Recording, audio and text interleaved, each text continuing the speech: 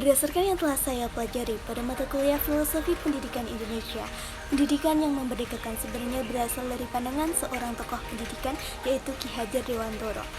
Konsep yang beliau sampaikan didasarkan pada asas kemerdekaan yang memiliki arti bahwa manusia diberi kebebasan dari Tuhan Yang Maha Esa untuk mengatur kehidupannya dengan tetap sejalan dengan aturan yang ada di masyarakat.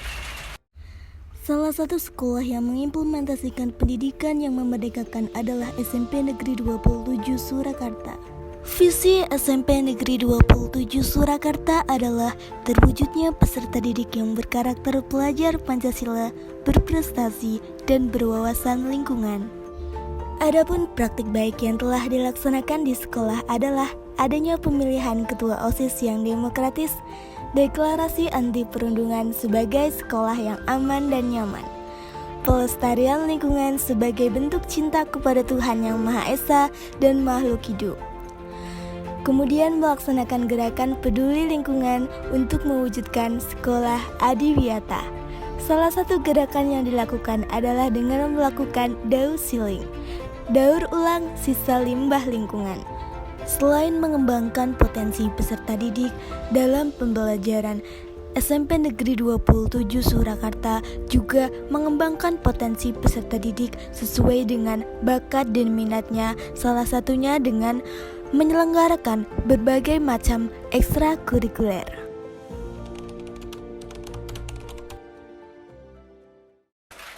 Saya memahami merdeka belajar sebagai kebebasan dalam kreativitas.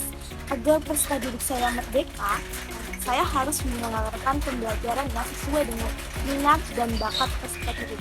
Tidak sampai di situ, sebagai calon guru profesional, saya juga berperan dalam menuntun peserta didik sesuai bakat dan minatnya menjadi sebuah talenta yang harapannya dapat bermanfaat untuk masa depan peserta didik. Potensi, bakat, dan talenta peserta didik perlu dikelola agar menjadi keunggulan. Puspresnas mengemban tugas untuk mengidentifikasi dan mengembangkan potensi dan bakat peserta didik melalui berbagai festival, kompetisi, olimpiade, eksibisi, dan apresiasi dalam berbagai bidang. Puspresnas merupakan lembaga yang berperan mencari, mewadahi, mengatur, mendorong, dan mengembangkan potensi peserta didik. Pada tahun 2020, ada 42 ajang talenta di tingkat nasional dan 12 ajang talenta tingkat internasional. Pada tahun 2021, terdapat 38 ajang talenta nasional dan 23 ajang talenta internasional.